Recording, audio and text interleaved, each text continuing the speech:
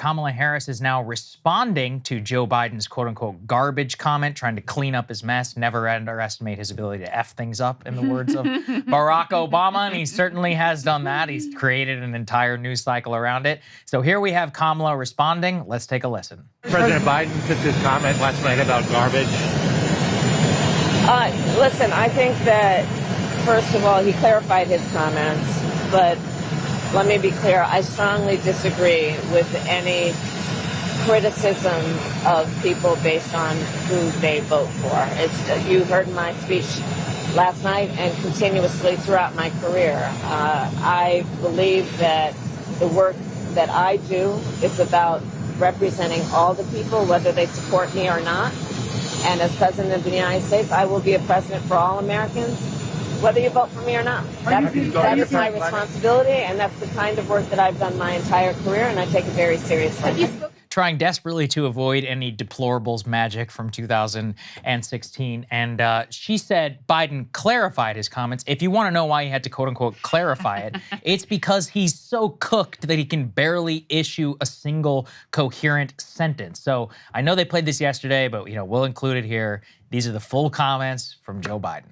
Or Puerto Rico, where I'm in my home state of Delaware, they're good, decent, honorable people. The only garbage I see floating out there is his supporters.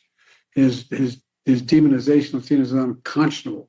Okay, so I thought it was pretty clear. The only garbage I see out there is supporters, but he is also slurring his words. If you want to listen to the case for why he wasn't saying his supporters, it hinges on an apostrophe of whether he meant Tony Hinchcliffe there as the supporters for his rhetoric. Regardless, it's pretty clear didn't work out so well, and that the Kamala campaign, I saw people defending it, and one of the ways that you know that you shouldn't defend it is that Kamala herself immediately was like, I have nothing to do with that. Yeah. And Josh Shapiro also went on television and immediately was like, no, we're not doing that today. Well, listen, Kamala's been looking for a way to separate herself from Joe Biden. I guess he just handed her an opportunity to do exactly that. They're terrified of it being another deplorables moment. The Republicans are making as much of it as they possibly can. Trump riding around in a garbage truck, Vivek Ramaswamy also going out and picking up garbage and whatever. So they're doing with it everything that they possibly can. But it strikes a few things. Number one, no surprise that Joe Biden has been asking to campaign with Kamala Harris apparently for weeks and weeks, and they're like, we'll get back to you on that. That's not going to happen because this is what you get. Number two, how many times has she had to clean up for the men in particular who are campaigning for? I think about Barack Obama going out and lecturing the brothers, about how they need to vote, et cetera, et cetera. And when she's asked about it, she didn't directly, rebuke President Obama, but she also made it clear, I'm not taking anyone's vote for granted, and I have to earn the vote. And of course, this is going to be difficult. I'm also reminded of when she was in that difficult interview with Bret Baier. He tried multiple times to try to get her to have a moment where she derided Trump supporters, and she adamantly refused to take the bait. We're also going to show you later in the show some comments from Bill Clinton out there in Michigan, making a somewhat less than compelling case, we'll say, to Arab American, Muslim American voters.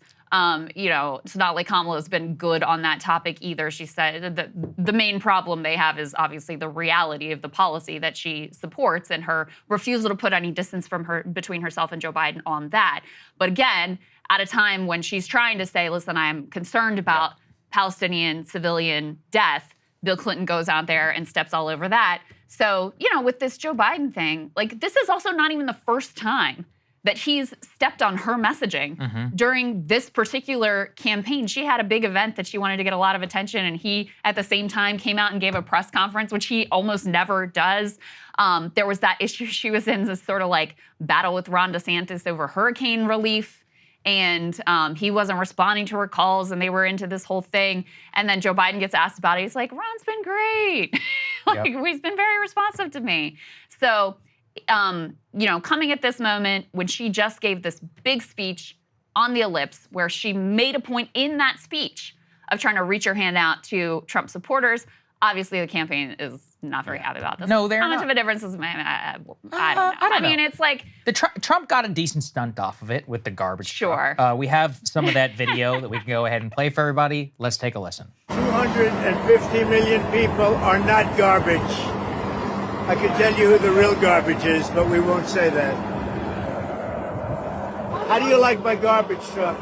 This truck is in honor of Kamala and Joe Biden. He's in the garbage truck, did a little press conference. We'll get to the most consequential part of that. I mean, it's just hard for me to take. He's recreating the McDonald's magic. Yeah, he's definitely. And we have some polling later to show you that McDonald's stunt got a lot of. It was like the #1 story that people are aware of in the news cycle. Yeah, I mean, because the images are so striking. It's one of the most indelible photos of American politics. It's up there with the tank photo. Like it's going to be burned into my, like Dewey defeats Truman, the tank, the McDonald's thing. I'll never forget it. You talking about the Dukakis tank moment? Yeah, the Dukakis tank. That's not a favorable comparison. I didn't say it was good or bad. I just said it's burned into my memory. It was burned into the mind, yeah. Yeah, I mean, I think it's hard for me to take seriously like all of their angst and upset over it, because Trump goes out there all the time and trashes Democrats and Democratic supporters and the enemy within and whatever. So, but you know, they're going to make of it what they can. I don't think it's, #1, back in 2016 when Hillary said that, first of all, she was the one who was running. And second of all, there were people who genuinely, you know, potentially could have been swayed between Trump and Hillary Clinton. That was still a theoretical possibility. Now Trump's space is so locked in. Like, what person who sees themselves as a Trump supporter was really considering Kamala Harris at this point is going to be like, oh, Joe Biden said that we're garbage, like forget about it. I guess the best you can hope is that it helps to juice turnout on that side, and maybe that's a possibility. I don't want to discount it, but like, you know, it doesn't have quite the magic that the deplorables moment did back in 2016. Well, I mean, deplorables was everything. And first of all, I mean, the main reason why Trump gets away with it and they don't is that because a huge part of the Trump base is literally animated by being pissed and shit on by elites and feeling that way. That's an entire part of it. So in a sense, that is why it is so animating to the Trump voter and maybe not necessarily to the Democratic voter. Just there's a much bigger zeitgeist thing happening. Regardless, this tells us a couple of things. Why Biden is a terrible candidate, why Biden is cooked, old, and shouldn't even be in office. And the key was that Kamala immediately distanced herself from it, but also Josh Shapiro immediately on television that night, I think maybe an hour or so after the comment was made, I mean, as forcefully distanced himself as he could from it. Let's take a listen to that. Governor, first off, just what's your response to that comment from President Biden, where it sounds like he's calling Trump supporters they're garbage? Yeah, look, I had not heard that until now, Caitlin, so I'm kind of giving you my fresh reaction to it. I would never insult the good people of Pennsylvania or any Americans, even if they chose to support a candidate that I didn't support. I think the real issue here is Donald Trump and his inability to simply say comments like that are wrong, to simply stand up for his fellow Americans. He is incapable of doing that. When he had the keys to the White House, before he didn't do it, he separated people out. He divided people. He's promised more of the same. And that's why I think he's dangerous. And that's why I'm working as hard as I can to support Kamala Harris and do everything we can to defeat Donald Trump again in Pennsylvania. That is what a competent politician looks like, and that's really what it comes down to me. I got no love for Josh Shapiro or and he won a lot Kamala of Harris. Trump supporters in Pennsylvania. The thing is, remember how he responded to the assassination attempt,